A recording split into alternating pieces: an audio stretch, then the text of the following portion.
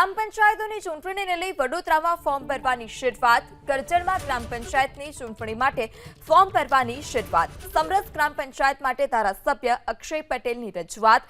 ગ્રાન્ટમાંથી સમરસ ગામને 5 લાખ રૂપિયા આપવાની જાહેરાત કરાઈ. કરજણ તાલુકા પંચાયતના સભ્ય રોહન પટેલની પણ જાહેરાત. વેમાર ગ્રામ પંચાયત સમરસ થાય તો 10 લાખની ગ્રાન્ટ આપવાની જાહેરાત કરી છે. ઉમેદવારી ફોર્મ ભરવાનો અંતિમ દિવસ છે 9 જૂન. ગ્રામ પંચાયતોની ચૂંટણીને લઈ વડોદરામાં ફોર્મ ભરવાની શરૂઆત. કરજણમાં ગ્રામ પંચાયતની ચૂંટણી માટે ફોર્મ ભરવાની શરૂઆત. સમરસ ગ્રામ પંચાયત માટે ધારાસભ્ય અક્ષય પટેલની રજૂઆત. ગ્રાન્ટમાંથી સમરસ ગામને 5 લાખ રૂપિયા આપવાની જાહેરાત કરાઈ. કરજણ તાલુકા પંચાયતના સભ્ય રોહન પટેલની પણ જાહેરાત. વેમાર ગ્રામ પંચાયત સમરસ થાય તો 10 લાખની ગ્રાન્ટ આપવાની જાહેરાત કરી છે. ઉમેદવારી ફોર્મ ભરવાનો અંતિમ દિવસ છે 9 જૂન.